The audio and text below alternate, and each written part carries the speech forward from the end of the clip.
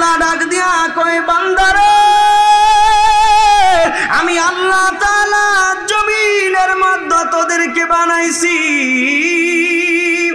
একমাত্র আমি রব আল্লাহর গোলামি করার জন্য। আমি আপনাদেরকে আসহাবে কাফের যুবকের কথা বললাম। এই যুবকেরা একদিন কি করলেন, বাদশা সবাইকে হুকুম দিলেন মেলা হবে, এই মেলার মধ্যে আমার নামে মূর্তি বানায়া, আমার চেহারা আর আকৃতির মূর্তি বানায়া এই মূর্তিগুলো তোমরা প্রদর্শন করবা। যার মূর্তিটা সুন্দর হবে আমি তাকে পুরস্কার প্রদান করব। আলাকপুরের মুসলমান, আমার যুবক ভাইরা, মুরব্বী বাবারা, আমরা যারা বসে গেলাম জবানটা খুলে বলুন, একজন মুসলমান কোনদিন আমার রব আল্লাহর নামের মূর্তি বানাইতে পারে না। জবান খুলে বলুন না ঠিক না বিঠিক? আরো হচ্ছে কণ্ঠে বলুন না ঠিক না বিঠিক? রে আলাকপুরের মুসলমান, এবার যুবকেরা ওই মেলার মধ্যে চলে গেল। মেলার মধ্যে যুবকেরা চলে যাওয়ার পরে এবার যুবকেরা দেখতে পাইলেন সবাই মূর্তি বানায়া বাদশার দরবারে নিয়ে যেতে লাগলো। বাদশাকে সবাই সৃষ্টিকর্তা, লালন কর্তা, পালন কর্তা বলে তারা পূজা আরম্ভ করে দিল। এবার 7 জন যুবক একজন আরেকজনকে চিনে না। প্রথম নাম্বার যে যুবকটা ছিল এই যুবকে মনে মনে চিন্তা করতে লাগলেন, যে রব আল্লাহ তাআলা আমাকে তো সুন্দর করে বানাইছে, যে রব আল্লাহ তাআলা তো সুন্দর করে বানাইলো, আমি আমার রব আল্লাহকে ভুলে একজন বাদশাকে আমি কোনোদিন পূজা করতে পারি না, একজন বাদশাকে কোনোদিন আমি সেজদা দিতে পারি না। মুসলমান, এবার যুবকটা চিন্তা করে এত বিশাল বড় মেলার মধ্য থেকে আলাকপুরের মুসলমান যুবক মুরব্বী বাবা, এবার যুবকটা কি করতে লাগলেন? এবার যুবকটা কি করলেন? ওই মেলা থেকে বের হইয়া পাশে একটা গাছ ছিল, এই গাছের নিকটে ছায়ার মধ্যে গিয়ে বসে গেল। 2 নাম্বার আর একজন যুবক, সেও মনে মনে চিন্তা করতে লাগলেন, সেও মনে মনে চিন্তা করতে লাগলেন, না না, মানুষকে কোনোদিন সৃষ্টিকর্তা মনে করা যায় না, মানুষকে কোনোদিন সৃষ্টিকর্তা বলা যায় না। এই যুবকটা ওখান থেকে বের হয়ে চলে গেলেন। 3 নাম্বার আর একজন যুবক বের হয়ে চলে গেলেন। এইভাবে 7 জন যুবক মেলা থেকে বের হইয়া গাছের নিকটে গিয়ে বসে গেলেন। আমরা যারা বসে গেলাম জবানটা খুলে বলা যাবে কি মারহাবা? উচ্চ কণ্ঠে কি বলা যাবে? আল্লাহু আকবার। আমার আল্লাহ তোমাকে আমাকে এমনিতেই বানাই নাই, তোমাকে আমাকে আল্লাহ এমনিতেই সৃষ্টি করে নাই। আল্লাহ তাআলা কই বান্দারে আমি আল্লাহ তোমাদেরকে বানাইছি একমাত্র আমি আল্লাহর গোলামি করার জন্য। একসাথে জবান খুলে বলা যাবে কি আল্লাহু আকবার? জবান খুলে বলুন ইয়া রাসূলুল্লাহ।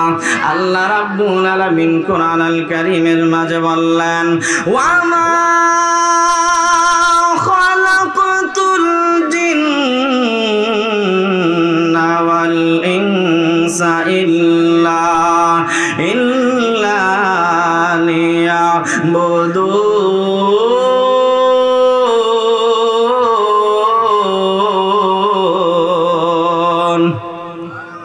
আল্লাহ রাব্বুল আলামিন বলে আমি আল্লাহ জিনার মানুষ বানাইলাম একমাত্র আমি আল্লাহর গোলামি করার জন্য। আমি আপনাদের সম্মুখে যুবকদেরকে নিয়ে কিছু বলতে চাই। এমন একটা ঘটনা মনে হয়ে গেল আপনারাও জানেন, আসহাবে কাফের ঘটনা আপনারা শুনেছেন। জমিনের মধ্যে এমন 7 জন যুবক ছিল যাদেরকে আমার রব আল্লাহ তাআলা দ্বীনের জন্য কবুল করেছিলেন। এই ঘটনাটা ঘটেছিল ফিলিস্তিন এবং রোম রাজ্যের মধ্যখানে একটা রাজ্য ছিল, এই রাজ্যটার নাম হলো আফসুস নগরী। ওই নগরীর মধ্যে একজন বাদশাহ ছিল, বাদশার নাম হলো বাদশাহ দেকিয়ানুস। এই বাদশাহ বড় জালেম বাদশাহ ছিল। আমার রব আল্লাহ তাআলার গোলামি পছন্দ করত না। আমার রব আল্লাহকে ডাকলে মানুষদেরকে মারত, আঘাত করত।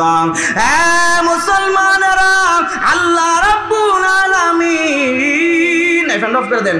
আল্লাহ রাব্বুল, আমার ফ্যান লাগবে না, ফ্যান অফ করে দেন।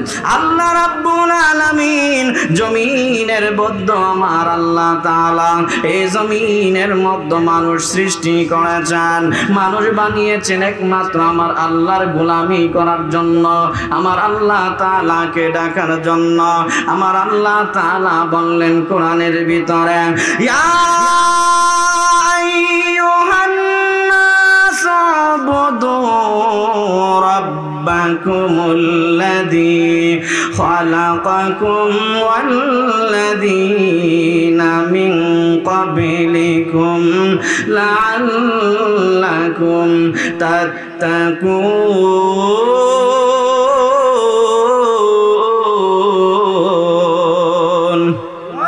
যুবকেরা যখন আহলুস সুন্নাত ওয়াল জামাতের পতাকা হাতের ভিতরে নিবে, এই দেশের ভিতরে আহলুস সুন্নাত ওয়াল জামাতের পতাকা পথ পথ করে উঠবে। কথা কোন ঠিক কিনা?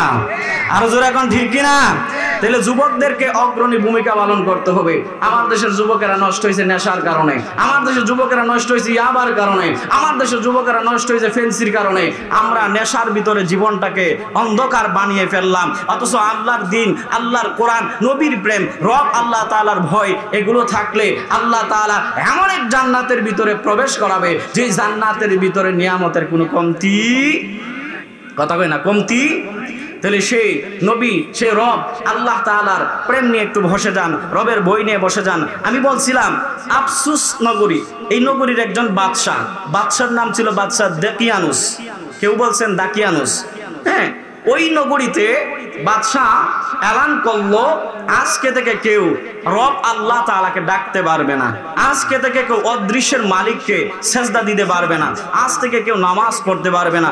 এদের দায়িত্ব হচ্ছে কি, তোমরা কি করবা, আমার নামে মূর্তি বানাবা, আমার চেহারার আকৃতি মূর্তি বানাবা, মূর্তি বানায় এটাকে পূজা করবা। আমরা যারা বসে গেলাম, আমরা যারা মুসলমান আছি, জবান খুলে বলুন, আমরা আমাদের রব আল্লাহকে সেজদা করি নাকি পূজা করি? আরো আসতে, আল্লাহ কি পূজা করা যায়? কথা কই না, পূজা করা যায়? আল্লাহকে সেজদা করতে হবে।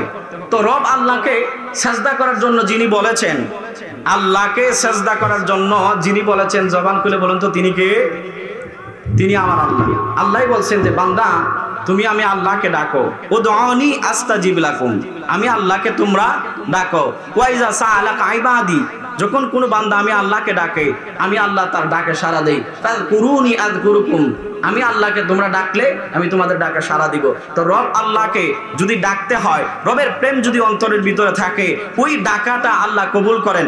আফসুস নগরীতে বসবাস করত 7 জন যুবক, একজন যুবক আরেকজনকে চিনত না, কিন্তু তাদের ভিতরে আল্লাহর দ্বীন চলে আসছে। আমরা একটু শুনবো, আল্লাহর দ্বীন আসলে মানুষ সম্মানিত হয় নাকি লাঞ্ছিত হয়? বলুন তো, আল্লাহর দ্বীন থাকলে মানুষ সম্মানিত হয় না লাঞ্ছিত হয়? সম্মানিত হয়। বলে যেমন এক্সাম্পল স্বরূপ আমাকে বসাইছেন, আমি পাগড়ি পাঞ্জাবি টুপি পরে সুন্দর করে বসলাম, এটা কেন? দ্বীন থাকার কারণে, নবীর প্রেম থাকার কারণে, মাদ্রাসায় পড়ার কারণে, ইসলাম প্র্যাকটিস করার কারণে। কেন আপনি যদি এখানে একটা সাধারণ একটা মানুষ ধরেন প্যান্ট শার্ট পরে তাকে বসাই দিতেন, পরিবেশটা এরকমটা হইতো না, আপনিও মানতেন না, ওয়াজ আলোচনাও শুনতেন না। এই জন্য আসুন একটু মহব্বত নিয়ে, আমার সময় খুব অল্প, আধা ঘন্টার ভিতরে আলোচনা গুছাইতে হবে। আল্লাহ বন্ধুরে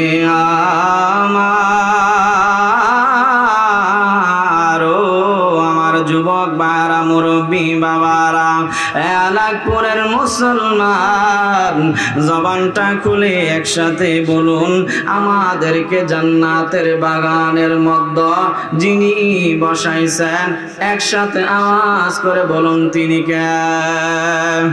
আরো জোরে বলুন তিনি কে? আল্লাহু লা ইলাহা ইল্লা হুয়াল হাইয়ুল কাইয়্যুম।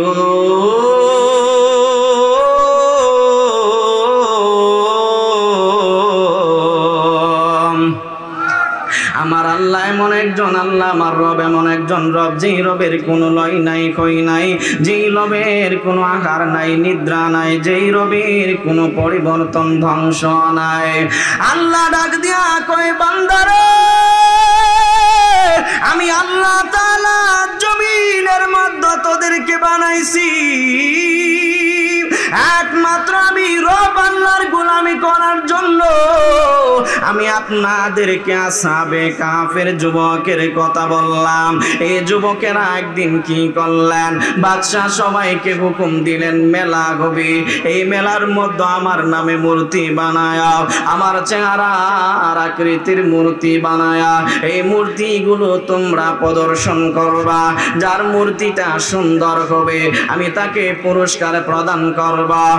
এলাকার মুসলমান, আমার যুবক ভাইরা, মুরব্বী বাবারা, আমরা যারা বসে গেলাম জবানটা খুলে বলুন, একজন মুসলমান কোনদিন আমার রব আল্লাহর নামের মূর্তি বানাইতে পারে না। জবান খুলে বলুন না ঠিক না বিঠিক? আরো হচ্ছে কণ্ঠে বলুন না ঠিক না বিঠিক? রে আলাকপুরের মুসলমান, এবার যুবকেরা ওই মেলার মধ্যে চলে গেল। মেলার মধ্যে যুবকেরা চলে যাওয়ার পরে এবার যুবকেরা দেখতে পাইলেন সবাই মূর্তি বানায়া বাদশার দরবারে নিয়ে যেতে লাগলো। বাদশাকে সবাই সৃষ্টিকর্তা, লালন কর্তা, পালন কর্তা বলে তারা পূজা আরম্ভ করে দিল। এবার 7 জন যুবক একজন আরেকজনকে চিনে না।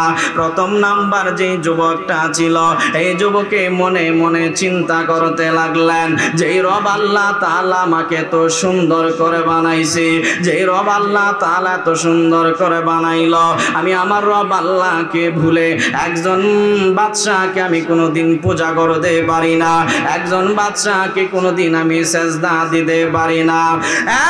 মুসলমান, এবার যুবকটা চিন্তা করে, এত বিশাল বড় মেলার মধ্য থেকে আলাকপুরের মুসলমান যুবক মুরব্বী বাবা, এবার যুবকটা কি করতে লাগলেন, এবার যুবকটা কি করলেন, ওই মেলা থেকে বের হইয়া পাশে একটা গাছ ছিল, এই গাছের নিকটে ছায়ার মধ্যে গিয়ে বসে গেল। 2 নাম্বার আর একজন যুবক, সেও মনে মনে চিন্তা করতে লাগলেন, সেও মনে মনে চিন্তা করতে লাগলেন, না না, মানুষকে কোনোদিন সৃষ্টিকর্তা মনে করা যায় না, মানুষকে কোনোদিন সৃষ্টিকর্তা বলা যায় না। এই যুবকটা ওখান থেকে বের হয়ে চলে গেলেন। 3 নাম্বার আর একজন যুবক বের হয়ে চলে গেলেন। এইভাবে 7 জন যুবক মেলা থেকে বের হইয়া গাছের নিকটে গিয়ে বসে গেলেন। আমরা যারা বসে গেলাম জবানটা খুলে বলা যাবে কি মারহাবা? উচ্চ কণ্ঠে কি বলা যাবে আল্লাহু আকবার? আরে আলাকপুরের মুসলমান, আল্লাহর গোলাম যুবকগুলি এবার 7 জন যুবক একটা গাছের নিকটে বসে গেল। গাছের নিকটে বসার পরে এবার যুবকেরা চুপচাপ করে বসে আছে, একজন আর একজনের সাথে কোনো কথা কই না, মনে মনে চিন্তা করতে লাগলেন, না জানি বাদশার কোনো গোয়েন্দা হতে পারে, নতুবা বাদশার কোনো পরিচিত লোক হতে পারে, যদি বলি তাহলে গ্রেফতার করে নিয়ে যাবে। যুবকের দল, মুরব্বী বাবারা, ইতিমধ্যে একজন যুবক দাঁড়া গেল।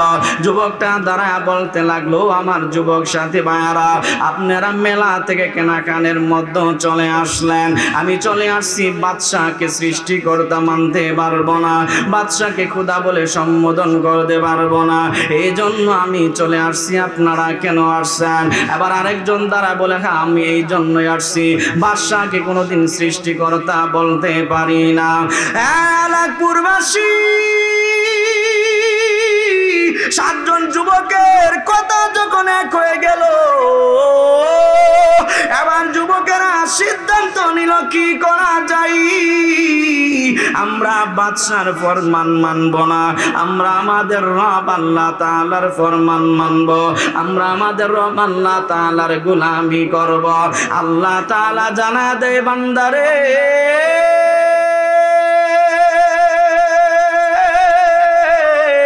জমিনের যে বান্দা বান্দিগুলি আমি রব আল্লাহকে ডাকে, আমি আল্লাহ তার সঙ্গী আর সাথী হয়ে যায়। জোরে জোরে জবান খুলে বলা যাবে কি মারহাবা। আল্লাহ রাব্বুল আলামিন কোরআনের ভিতরে বললেন ফাকুনুনি আযকুরকুম ওয়াশকুরুলি ওয়ালা তাকফুরুন।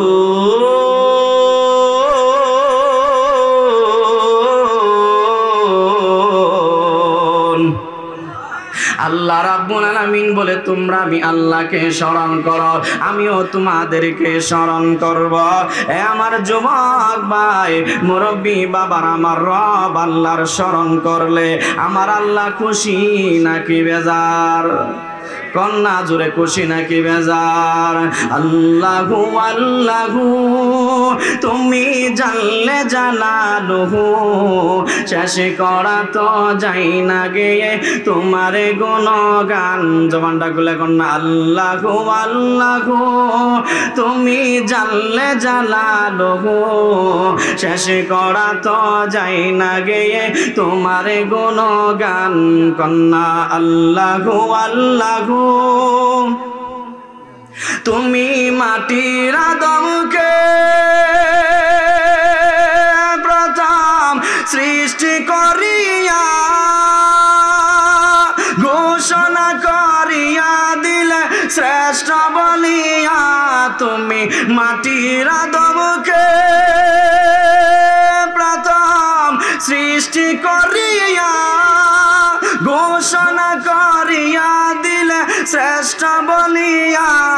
তাই নূরের ফেরেশতা করে আদমকে সিজদা।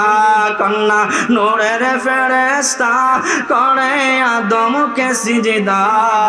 তুমি সবার চেয়ে দিলে মাটির মানুষকে সম্মান। তুমি আল্লাহু আল্লাহু তুমি জানলে জালালুহু, শেষ করা তো যাই না গেয়ে তোমার গুণগান। ইউনূস নবীরে খাইল মাছতে গিলিয়া, ইউনূস নবীরে খাইল মাছতে গিলিয়া, সেটাই তুমি বাঁচাইলে ইসমে আজম দিয়া। দমে দমে তে হরদম জপে ইসমে আজম বাবা, দমে দমে তে হরদম জপে ইসমে আজম। সেই মাসের উদর হতে তাহার বাঁচাইলে প্রাণ। তুমি আল্লাহু আল্লাহু তুমি জানলে জালালুহু, শেষ করা তো যাই না গেয়ে তোমার গুণগান। বন্ধুরে আমার, ও আমার যুবক বারা মুরব্বী বাবারা, এলাকপুরের মুসলমান খুব মনোযোগ দিয়ে কথাটা শুনে যাবেন। এবার বাদশার লোকগুলা চতুর্দিকে ঘুরতে লাগলো। কে বাদশাকে সৃষ্টিকর্তা মানে, কে বাদশাকে পূজা করে আর কে বাদশাকে পূজা করে না। ইতিমধ্যে তারা খবর পাইলেন এমন 7 জন যুবক বাদশাকে মানে নাই, বাদশাকে সৃষ্টিকর্তা সম্বোধন করে নাই। সে জন বাদশাকে সৃষ্টিকর্তা না মেনে তারা চলে আসছে, পলায়ন করেছে। এবার বাদশা কয় তাড়াতাড়ি যাও, তাদেরকে আমার দরবারে ধরে নিয়ে আস। চিৎকার মেরে কি বলা যাবে আল্লাহু আকবার? আর জোরে বলা যাবে কি ইয়া রাসূলুল্লাহ? এ মুসলমান, বনি ইসরাইলের সেই যুবকগুলির কথা বলছি। এবার ওই যুবকরা কি বলে জানেননি? যুবকেরা কই রে বাদশাহ, তুমি যতই আমাদেরকে মারো আর কাটো, যতই আমাদেরকে অত্যাচার করো না কেন, রব আল্লাহকে ধরেছি, আল্লাহর দিন গ্রহণ করেছি, ছেড়ে দিব না। আল্লাহ বলেন ইন্নাদ-দীন-ইনদাল্লাহিল ইসলাম।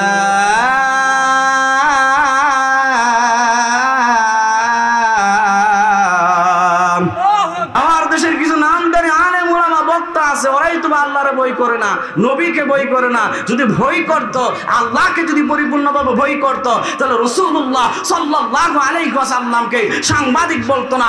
আল্লাহকে যদি ভয় করত, পূজা মণ্ডপের ভিতরে গিয়া তারা গীতা পাঠ করতো না। আল্লাহকে যদি ভয় করত, তাহলে এই কথা বলতো না যে মরার পরে কবরের মধ্যে গেলে 3টা প্রশ্ন করবে, এই 3টা প্রশ্ন হবে রাজনৈতিক প্রশ্ন। কোন মুসলমান, কোন বক্তা, কোন আলেম তার জবান দ্বারা এমন কথা বের হতে পারে না। কথা কোন ঠিক কিনা? আরো জোরে কোন ঠিক কিনা? কারণ আপনি একটা জিনিস বিশ্বাস করেন কি, যে আমি নামাজ পড়ি আর না পড়ি, রোজা রাখি আর না রাখি, আল্লাহর বিধান মানি আর না মানি, একদিন আমাকে মালিকের সামনে দণ্ডায়মান হতে হবে, একদিন আমার মালিকের সামনে পরিপূর্ণ হিসাব দেওয়া লাগবে। তো আপনি মালিকের সামনে যাবেন, হিসাব দিবেন। রাসূল বলেন কবরের প্রথম যেই মঞ্জিল এটা হলো কবর, কবরের মধ্যে গেলে পরিপূর্ণভাবে আমার রবের কাছে হিসাব দেওয়া লাগবে। রাসূল বলছেন যেই ব্যক্তি কবরে পার হয়ে যাবে, হাসরে পার হয়ে যাবে, মিজানে পার হয়ে যাবে, ফুলসেরাতে পার হয়ে যাবে, আর কবরে যে ব্যক্তি আটকে যাবে প্রত্যেকটা স্টেশনে সে আটকাবে। কথা কোন ঠিক কিনা? আর জোরে কোন ঠিক কিনা? তাহলে তুমি রাজনীতির জন্য, 2-4টা ভোটের জন্য, সামান্য দুনিয়ার ক্ষমতার জন্য আজকে তুমি বলতেছো কবরের মধ্যে 3টা প্রশ্ন হবে, এগুলা রাজনৈতিক। নাউজুবিল্লাহ কইতেন না? আর জোরে কোন নাউজুবিল্লাহ। এই জন্য বলি, আমাদের তাহিরি সাহেব বলে নীল নদের পানি যেমন নীল না, হ্যাঁ, তাদের মুখের ইসলাম কোনোদিন ইসলাম হতে পারে, কারণ তাদের নিজের স্বার্থে ইসলাম ব্যবহার করে। ঠিক কিনা? নিজের স্বার্থে ইসলাম ব্যবহার করে, নিজের স্বার্থে টুপি ব্যবহার করে, নিজের সাথে জুব্বা ব্যবহার করে।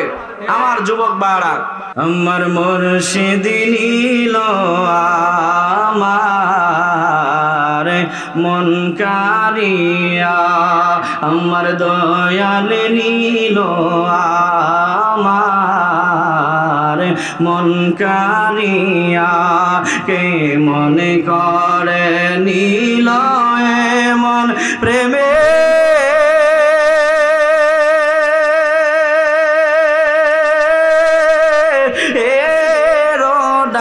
দিয়া গো, আমার মুর্শিদ নীল আমার মন কারিয়া, মুর্শিদ আমার মন নীলা গো, মুর্শিদ কি রূপ দেখায়া, সেই রূপের ঝলকে আমার কি যে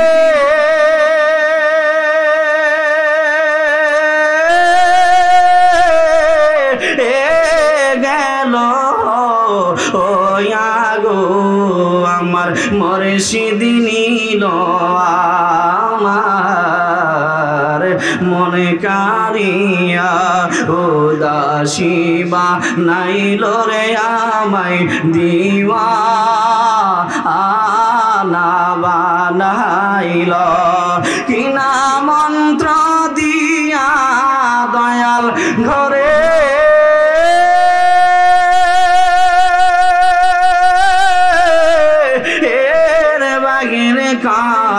আর লারে, আমার মুর্শিদ নীল আমার মন কারিয়া।